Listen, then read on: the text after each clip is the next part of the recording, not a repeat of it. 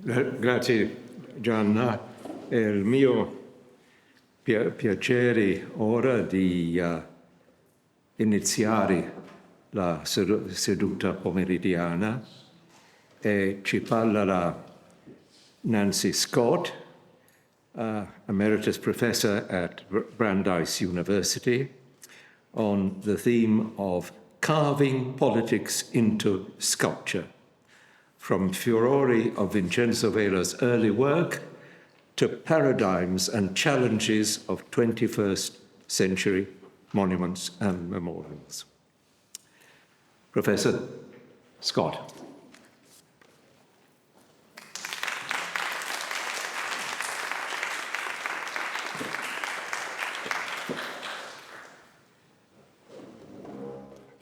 Okay. Sorry, just 1 second. Thank you.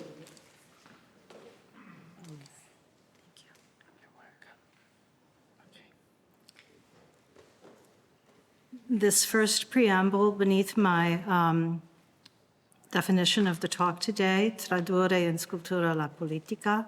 I've written this really as just a reminder to all of us about the power that was generated in Vela's early work, but has a very long after effect, in my view. Lo Spartaco, sculpted by Vincenzo Vela at the origins of his storied career, has long been admired as a political emblem, paralleling the early upheaval of the Risorgimento. Just as the ancient history of Spartacus's daring rebellion once served as a symbol of freedom to the people, Vela created the passionate spirit of defiance, carving politics of his day into marble and shaping plaster casts, some of which are in bronze, not marble. And here we have Spartaco once again. And actually, Professor Zanchetti's presentation yesterday reminded me, yes, there was the beginnings of and it's in my article, 47 is the actual beginning of Spartaco, not 48. There we have him, charging forward.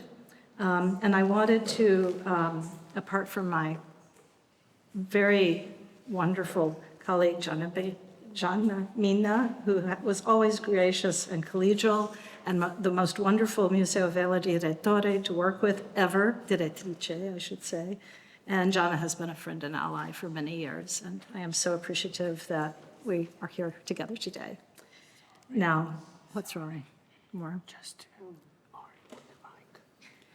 Then I wanted to say quickly, before we go into the material, a word about Professor Jansen, because several people have asked me, and I maybe gave a little bit too much away, but several people have said to me, how in the world did you ever find the Museo Vela? Well, I had a wonderful mentor.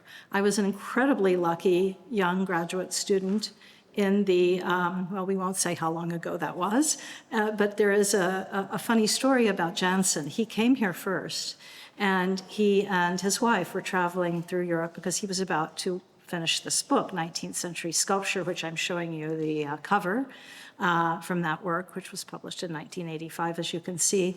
And there's a wonderful photograph. I can't find it anymore, but it shows Jansen and Dufour naso a naso.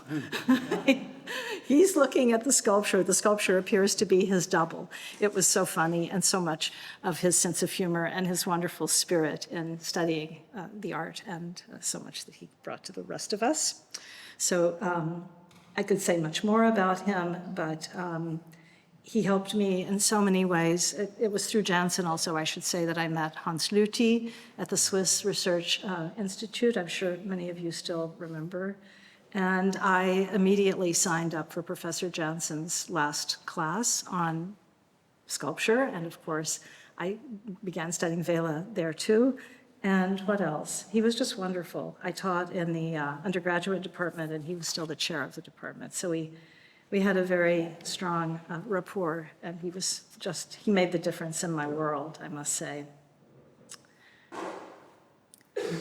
I also put this in, and it's a little bit of an unfortunate thing, but it's a wonderful thing. I thought that the Bernasconi was still lost, and I put this in before I left Massachusetts, okay? I still was crediting her to this Lamar's collection. I tried to find those people. Again, John has explained to me what's happened in the interim, and I was sure we would never see either of these two again. The Giovanni Dada portrait, of course, you have the plaster here in the museum, but the marble mysteriously vanished at some point between, well, when I saw it last, and I've talked to several of you about this. And of course, Professor Zanchetti has some ideas maybe where it might be, but we have to be patient, and who knows. But if anyone ever happens to see this particular bust in marble, call the Museo Vela, please, okay? Now, on to my topic, which has to do with this aftermath of Vela's very strong statement from the very beginning of his career. The Spartaco was not just about the slave rebellion, but it was also about the need for a nascent Italy that needed to be reborn, right, and to be taken away from the stricture of Austrian occupation, especially in the north. But as you know, there are many ways in which Italy was split up in those years, leading to the Risorgimento. So first I choose an artist who, strictly speaking, is Italian, but he was living in Trieste when he made this particular work. And in Trieste, he was in the Irredentisto part of what should have been Italy, but he was in a way trapped. He was able to show this particular work of art in the Philadelphia Centennial Exhibition, which was the year 1873. And this is the year that is representing, well, 10 years later, the joy of the Emancipation Proclamation that had been actually written by President Lincoln. Okay, so how unusual for a Pessecar from such a distant culture to have wanted to be working and showing his work in Philadelphia in the United States, and to have created a very powerful work. I'm showing you a different view where the people themselves of this Philadelphia Centennial Exhibition have gathered around to look at the piece. And you will see there are many people of color, and the statue is presented as a person of color. And Jana will at some point tell me, well, we should have shown the really wonderful other image, but it will show up in the book that's coming out soon, I think, that's short. Okay. Here's another example of an artist in the middle of the 19th century, John Quincy Adams Ward, who is inspired to create the image of a freed man. So again, 1863 is precisely the year when Lincoln has signed the Emancipation Proclamation. For the first time, there will be soldiers who are able to volunteer to be in the military. A word on that in just a moment. What's really exciting to me to have found this detail about the freed man, let me just describe a little bit more about him, is that he has manacles on each arm. I'm showing you an example from the Metropolitan Museum of Art on the left side, and on the right side, the copy of the same work is actually the more valuable copy. It comes from the Amon Carter Museum in Fort Worth, Texas. And the thing that has happened in order to make this freed man sit in that very delicate and very trying space between being seated, in a sense you feel the compression on his body, that he's still seated, but with his right hand, he's pushing himself up. So he's just in that beginning position to achieve his full authenticity as a human being, right? On the other side, in the Fort Worth example, we can't really read these manacle designs from here, obviously, but what I'm showing you is that this one on the right arm is the one that says I have to look at my notes. Excuse me.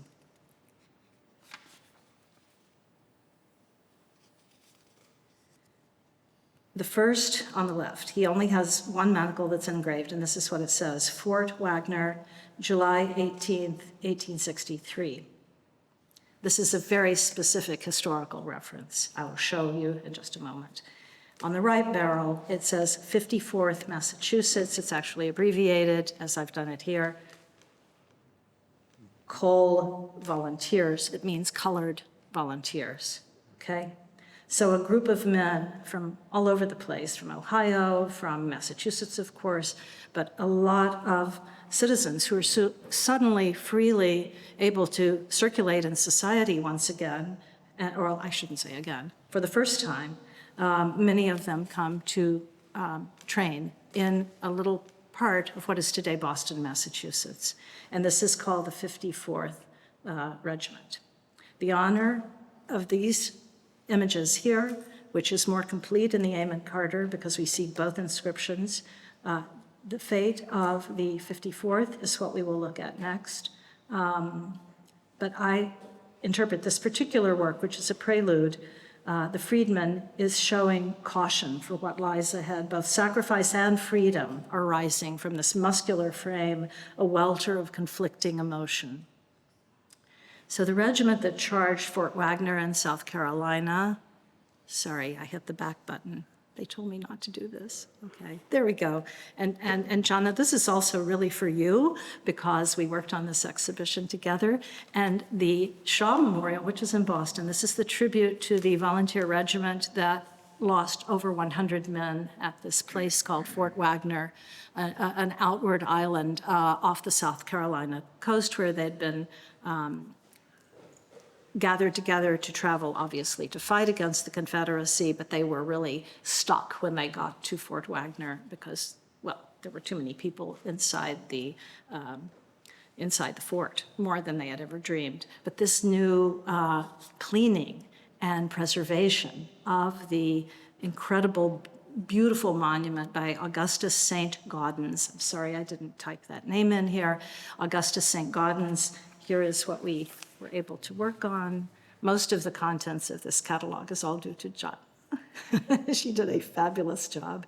And both of us at the time, this is 2006, we think maybe, there's a rapport for me between Le Vittime del Lavoro and this. And I often had wondered, it's a sheer idea that keeps coming back to my mind that in some way, when Vela gets to the end of his career, he has somehow seen a portrait, a photograph, or some sort of idea he's gotten from the Vittime del Lavoro, for the Vittime from these marching soldiers who are with their commander, whose name was Colonel Robert Gould Shaw.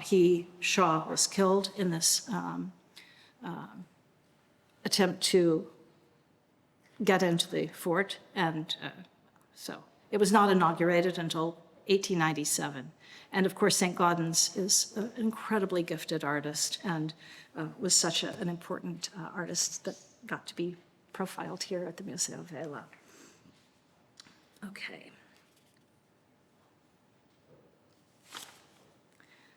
So I am now going to talk a little bit about a very different mode of monument making and memorial making, which has been going on to my awareness. I'm sure there are many other things I could be talking about, but I really have either a close association, believe it or not, or I have a feeling emotionally that these are important works that we should know about, things that are happening in our own times. A recent group of 21st century visionary sculptors, architects, and designers have reconsidered how the built environment, using sculpture and architecture, and in some cases there will be texts with the architectural surround, might impact new generations. Some people, of course, have ignored the lessons of public art. Some people are unaware of the power of the arts in a public venue, but these are three examples of successful memorials that commemorate the wrongs of those once enslaved, dating back to the triangular trade across the Atlantic. By triangular trade, I mean often from Liverpool being one of the main ports. Another main port is Nantes, France. They pick up slaves in Africa, mostly in the Horn of Africa, Western Africa. And then they transport them either to, in some cases, Brazil, in some cases to the Caribbean islands, and of course the British in particular own Jamaica at this point. And that's where these slaves are sent to do manual labor and treated horribly, as you know. So the people who worked on this particular, and I should just mention before I start to talk more about Nantes, France, I should just mention that in England, they did something at Liverpool, which has been remarkable, and it sets a very high bar for the commemorations of the enslaved. There is a huge museum on the docks in Liverpool called the Merseyside Maritime Museum, and for a long time it's been a kind of historical site to go and learn more about. Not the slave trade, but about just the general attitude or things that were earned or discovered in the many, many Atlantic crossings and world crossings from England. However, they have, since 2007, an international slavery museum was created within this larger building on the docks of Liverpool. I've been there. It is an extraordinary experience. This has become a really important museum because they were so conscious of what they were doing. They had chosen the date 200 years later since the 1807 vote in the British Parliament to erase the slave trade.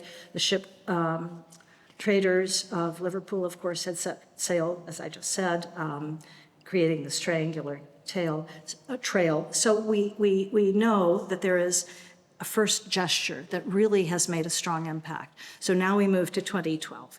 And the Memorial of the Abolition of Slavery was created by people who actually live in the Boston area. I know them both. And so I can speak about this rather with detail, even though I have never yet been to Nantes, and it's on my list. I have been so excited about what these two, Julian Bonder, I've known for a very long time, and Wodishko, who's a professor now at Harvard. He was teaching at MIT. But they're both extraordinary people and with hearts of deep concern about what has happened in our, what really it lives on. I mean, there's such reverberation from all this terrible past. So before this memorial existed, which I'm showing you how you might walk down the monumental steps, you're going down from the river's edge, which is the Loire, and you will see passages of texts in multiple languages written on these walls. So this is sort of imagining you're up above ground at the ground level and you walk all the way down to the river, and that's where the boats would have left to transport slaves. There was a problem in the town of Nantes, and the mayor was rather liberal, and he was encouraging people to try to make statements about the problems of the slave trade. It had been right there, sending people to the French colonies. So one citizen tried to place a plaque of commemoration. It was called Memories from Overseas, representing the people of the former colonies. Well, that was defaced. The next thing that happened was a freedman was breaking his chains, and they put a statue up in the public square. I see this as an echo of Vela Spartaco. I can't help myself when I read that there was once this man, a freedman, trying to break his chains. But no, this statue was desecrated and broken after dark, and there was an ancient message left, scrawled on the piece, that said a reference would be left to the Code Noir, which I'd never heard of, but that means the image of a broken arm. So this was also meant to be something that no one should touch because they were going to just take care of it. So the commission for the memorial was won by Wodishko and Bonder. Julian is from Argentina originally, but he's been working and living in New England for many years. And Krzysztof Wodishko, obviously, is born in Poland, and he is a brilliant, he's a sculptor, but much more than that. What can I say? He does many installation pieces still beyond this piece. So there are 2,000 crystal plaques that bear texts in the pavement, recalling names and departure dates of slave ships that once set sail from this very spot on the Loire. And I have a few images more to show you, just so you'll see the idea of the texts and the idea. Whoop, I keep doing that. It's too close to the other button, I guess. Here we are. So here you see this beautiful restoration of the esplanade, walking people in the sun, beautiful sky, and there's Loire Valley on the left, and then on the lower right hand, you see being, in a sense, encased in this rather close and almost claustrophobic area. And the last word, I doubt you can see it clearly, but it is freedom. So there are these plaques all along the way, and it has been fantastically successful in Nantes. They just have celebrated their 10th anniversary. This year is number 11, and the people who are coming there are very immersed by this very powerful motif. Just to show you how else they have dealt with the town of Nantes, here is a very wealthy French slave runner, let's just say it for what it's worth. And this is a memory of how they've tried to bring back that history that, of course, in the days of the slave trade, there was a great deal of money. And of course, it was always the aristocratic class or the very wealthy class that were behind the desires to make a lot of money from the slave ships. This on the other side is, however, a premier port, starting to go into too many languages at once, Négrier de France. So this shows a kind of cloth design, which is showing the actual arrival of the slaves and these horrible taskmasters that are wielding whips and trying to corral them and pull them into action and so on. And it's covered with this sort of grid. As you can see, that becomes a motif also used in the walls, on the walls, and in the panneaux, the street symbols and images of some of the realities of the slave trade. Okay, I have two more that are in America. This is the memorial, the National Memorial to Peace and Justice.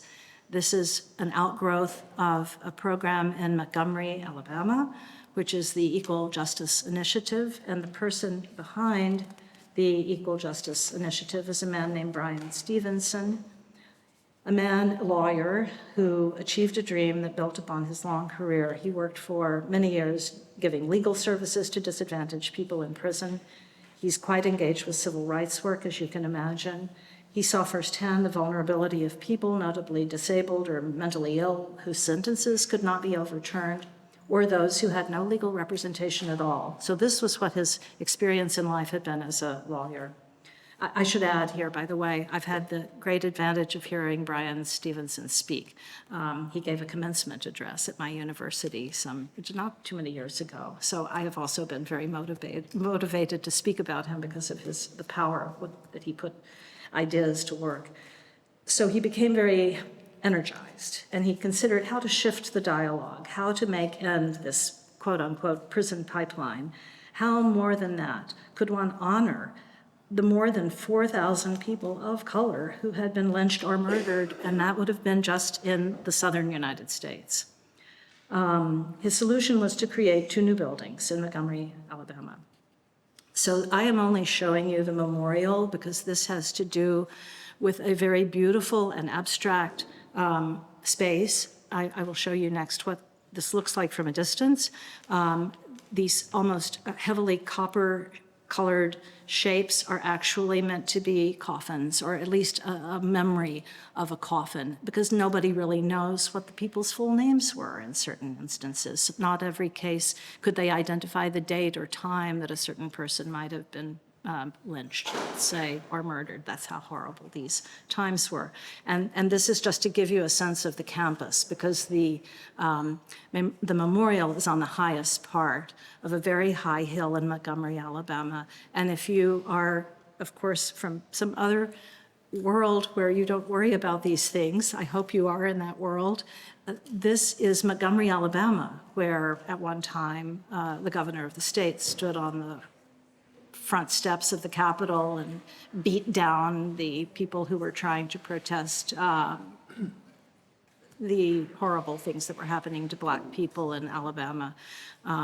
So it's been a town full of many changes. And this is a really wonderful change for the new and the better.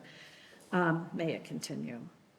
I should say there are more than 200 works of art placed within the galleries that are on the opposite side of the campus, and that is called the Legacy Museum. So there are actually 2 buildings, the Legacy Museum and then the memorial, which is to honor those who have fallen. The last one is at the University of Virginia in Charlottesville, Virginia. And I would remind you that the architect of the university is Thomas Jefferson, the second president of the United States. And I also would remind you that Thomas Jefferson's genius is not in dispute, but he was also a slave owner, and that was well known at the time. And that part of his life has been more or less covered over, but there are new books and new writings out, especially about Sally Hemings, who was his common law wife and lived in Monticello for many, many years. And that's another part of the Thomas Jefferson history that we now know is true in America. Some people don't want to think about it, but there it is. So I'm showing you the entire view of the campus at the University of Virginia, the beautiful rotunda dome. How many have we seen today with the classic facade of the pillars and the top of, it's just exactly that same shape that we saw in the Canova and so on. So what the people of Virginia, or of this area, came together, they would build their own site. And it's not on the campus. It's on a green acre or so that is adjacent to the campus. But you can see that this wonderful swirl of light comes from a pathway that leads people away from the campus that Jefferson designed, and then it emanates a sort of circle that unfolds, and people can walk inside and look for the names and dates of the enslaved workers who were key to the operation of the University of Virginia. So much research has been done on where the enslaved people lived, and it tended to be behind and sort of covered outside the beautiful central area of the university that leads up to the rotunda. Only one woman's name and identity has really been nailed down, and her name was Isabella Gibbons. And once she was finally released from slavery, which unfortunately in the town of, in this southern state at that time, the slaves were not even given their full freedom until about, well, till the war was completely over. So that would have been 65. So if you think about the heritage of Vela, the heritage of this other time, the essence of the Risorgimento push had ended by 1864, more or less, except for the final steps that had to do with the Vatican. So here it's just 1 year later, and there were still so many scars that were being allowed to just ferment, because there was not a place really for the Black people to go, even though they were finally freed. And they were supposed to have a new set of rights, and that didn't actually happen very quickly. So I thought of this as one way for us to think about what Vela would have thought, or what he might have had in mind, because he had such deep sympathy for the workers. He was one himself in many ways. This is looking down, and I didn't say any much more about Isabella Gibbons, I suppose, but she did get a job as a teacher. And she did succeed in life after emancipation, and she was a gifted educator, and that part of her life went on. And they only have one photograph of her, but they found her. And this is looking straight down, and her eyes are visible on the outer ring at dusk and daylight every day. An artist did this work around the edge, so it just is barely visible during the day, but at dusk and daylight, that's when you can see the memory of Isabella. Okay, and it's just right across the room, but I put this in to remind all of us of the things that people who have been in lower class positions, who perhaps had no money, have volunteered to do very heavy work. And Vela, at this point in his career, is very, I think he's very imbued still with the power of the monuments and the important people that he has certainly continued to sculpt but he, at the same time, this is where he started. He was a boy hacking away at stones and learning to carve when he was 12, and he has sympathy for them, great sympathy. Thank you.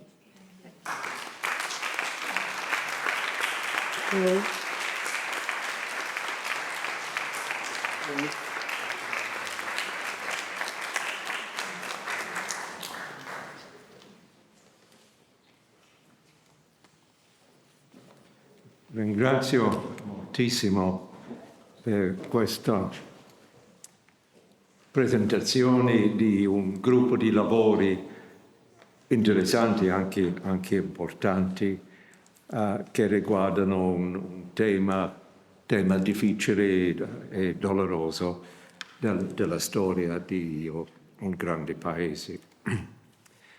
Io chiederei subito se ci sono delle domande da porre alla professoressa Scott. So I'll ask if there are any questions at the back. Yes?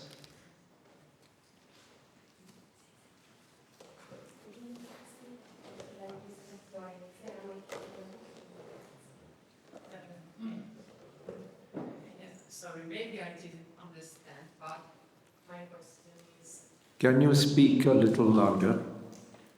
Può parlare un po' più forte? I don't know if I didn't understand this argument, but sorry. What were the commissioners of these monuments? What political, local, administrative, political, or of the United States, or from the states where was built the monument? I'm not sure which Maybe if you like to go back to the microphone. In general, what is the notice? Take my notes just in case. Easier Now for you. the mic is traveling. The mic was gone. I'll just stand. Every one of them is different to answer your question. Okay, thanks.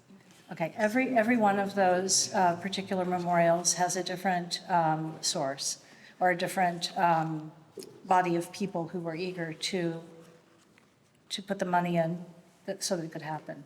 In the case of the last one at the University of Virginia, that was money that was created really by the alumni, certain people who were very conscious of some of the wrongs that had never been righted. There was money certainly from probably I'm not so sure about this one, but probably some governmental agencies, because after all, that campus is a UNESCO World Site. So that's another remarkable thing, that a UNESCO World Site, Monticello, where Jefferson lived, the houses that he designed, those are UNESCO as well. So to have this one new monument on an area of land that's adjacent to the campus, it had to be done by both government and public contributions.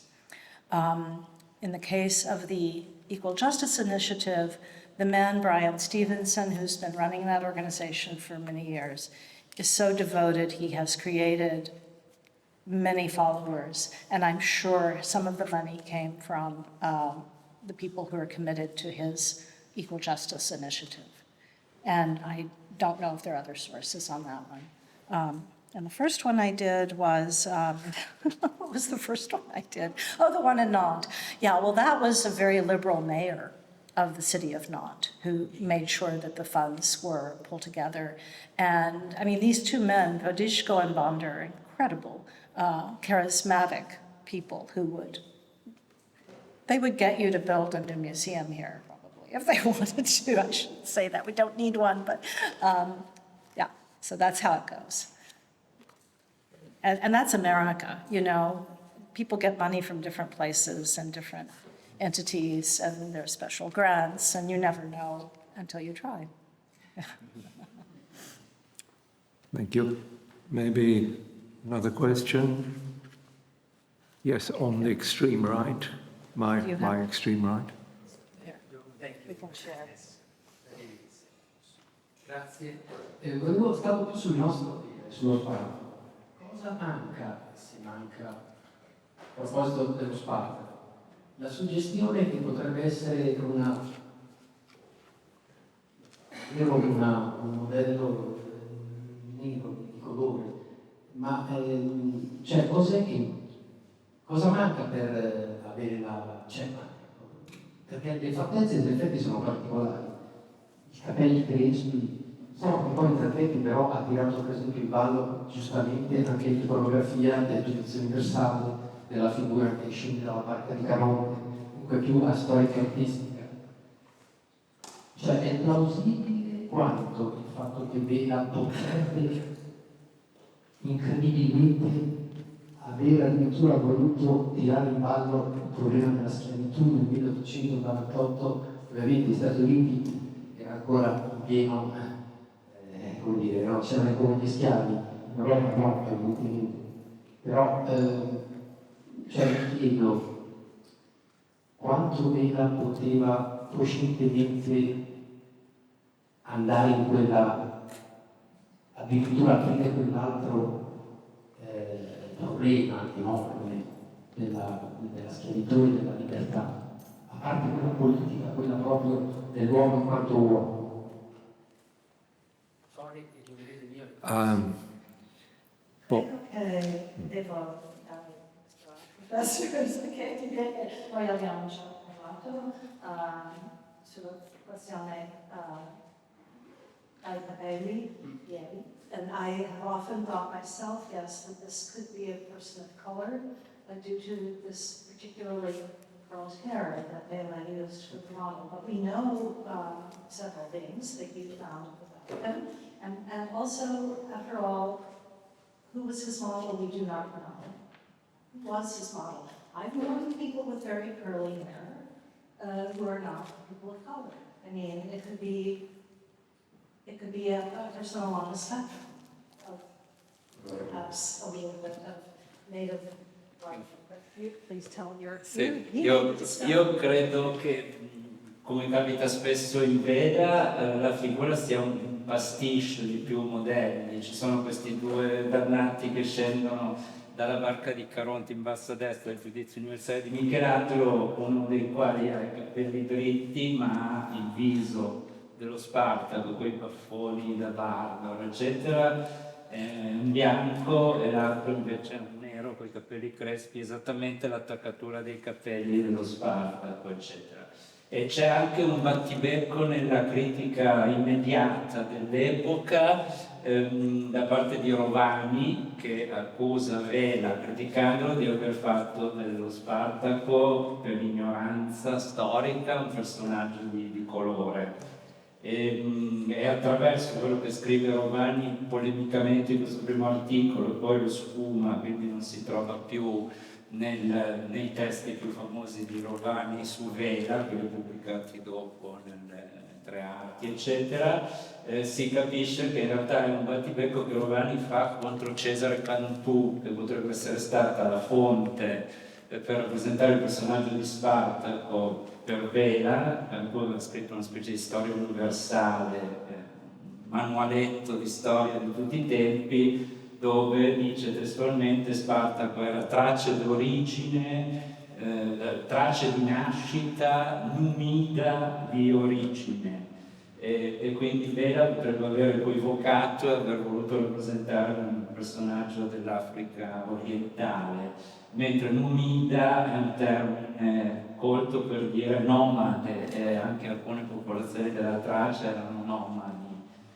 Rovani la spiega così. Secondo me Vela non aveva intenzione di dargli una connotazione di razza, ma resta folgorato non tanto dai pugilatori vaticani, ma da queste due figure dei dannati, e ne fa un pastiche, cioè gli serve per renderlo più esotico, più aggressivo, ma non penso che Vela nel 1948 pensasse. È vero che Marx nel manifesto del Marx Engels, il manifesto del Partito Comunista dello stesso anno, parlano anche della schiavitù e che Marx era un grande fan del personaggio storico di Spartaco, ma non credo che Vela lo potesse sapere. Non nel 47. Professor Scott, would you like to add anything to this discussion? One small point. I also did not mention this Thracian background in this discussion, and I should have done. At the time, I tried to make my own decision between the two possibilities of how we might interpret the work. I luckily had a very, very learned colleague in classical studies. And so then we started comparing hair color, eye color, looking at ancient drawings on stone, etc. And she convinced me that he definitely might have some trace, but not a lot. So there's clearly been a transition in Vela's thinking, and it could have had to do with the model himself. And Yes.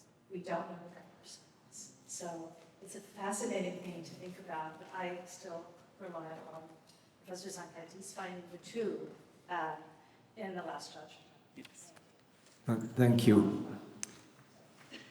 Joanna? Quickly, on the other hand, the pastiche, I think, is an excellent answer to this, but at the same time, the awareness of other emancipation situations. I mean, Haiti had been freed, Toussaint Louverture had become a hero, both in France and everywhere, and I think that those were the years when Vela was getting interested in all kinds of. It was called the Black Spartacus. It's a popular. Black Spartacus, exactly. So, of course, it's never straightforward, but as he has often shown throughout his career, he knew things and he tried to, whenever possible, to quote from the other source. Oh, I'd